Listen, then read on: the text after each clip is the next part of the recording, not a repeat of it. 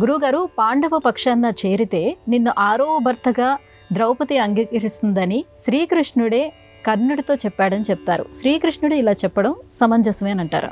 శ్రీకృష్ణుడు నిజానికి అలా చెప్పలేదు తల్లి.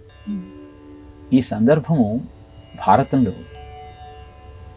రాయబారానికి కృష్ణుడు వెళ్ళినప్పుడు ఎదురవుతుంది. రాయబారానికి వెళ్ళేటప్పుడు కృష్ణుడు ధర్మరాజుకు ఒక మాట ఇస్తాడు. ఏ విధంగానైనా సంధిని కూర్చేలాగా ప్రయత్నం చేస్తాను, యుద్ధం ద్వారా జరిగేటువంటి ప్రజా వినాశనాన్ని నియంత్రించే ప్రయత్నం చేస్తాను. ధర్మరాజుకు ఈ మాట ఇచ్చి రాయబారానికి వెళ్ళిన శ్రీకృష్ణుడు అక్కడ కౌరవుల యొక్క కుతంత్రంతో విశ్వరూపాన్ని చూపించాల్సినటువంటి అవసరం కలుగుతుంది. వీళ్ళు మాట వినటం లేదు, కనీసం కర్ణుడికైనా విషయం చెబుదాము, నువ్వు కుంతీపుత్రుడు అన్న రహస్యం తెలిస్తే అతనిలో మార్పు వస్తుంది అన్న ఆలోచనతో కర్ణుణ్ణి పిలిపించి రథం మీద కూర్చోబెట్టుకొని దూరంగా వెళ్ళి ఏకాంతంగా, కర్ణ, నీవు కుంతీపుత్రుడవు,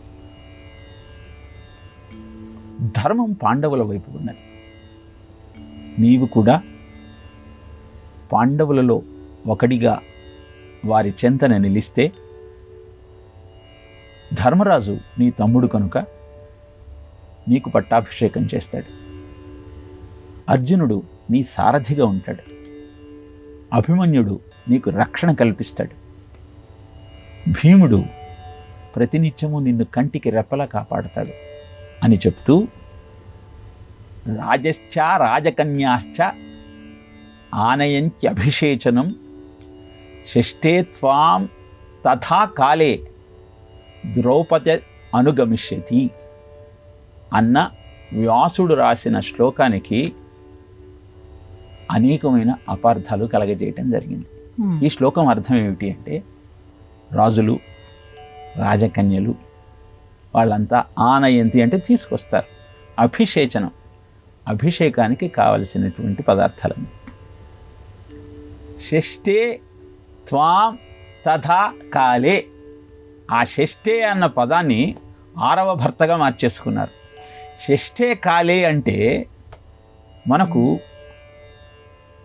కాలాన్ని విభాగాలు చేసి చతుర్థ కాలంలో భోజనం చెయ్యి, కాలాన్ని విభాగన చేసి చతుర్థ కాలంలో పానభక్త స్యాత్, భోజనం స్వీకరించు అని అథర్వణం చెప్పింది.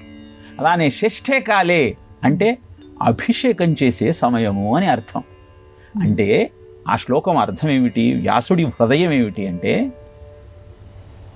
నీవు పాండవ పక్షానికి చేరితే ధర్మరాజు నీకు బాసడగా నిలిచి పాండవులంతా నిన్ను సేవిస్తూ నీవు అభిషేకం చేసే సమయంలో ద్రౌపది కూడా పాండవులను అనుసరించి నీ దగ్గరికి వస్తుంది అని చెప్పాడు తప్పితే 70 ఏళ్ల వయస్సులో మళ్ళీ ద్రౌపదికి నిన్నిచ్చి వివాహం చేస్తాను అని కృష్ణుడు చెబుతాడా? ఎంత అనౌచిత్యం! అప్పుడు ఆ సమయంలో 70 ఏళ్ళు పాండవులకు. అంతేకాకుండా వారి 5గురు భర్తలను ద్రౌపది స్వీకరిస్తున్న సమయంలో అవభృత స్నానం చేసి వాళ్ళ యొక్క ఔన్నత్యాన్ని నిలబెడతానని శపథం చేస్తుంది.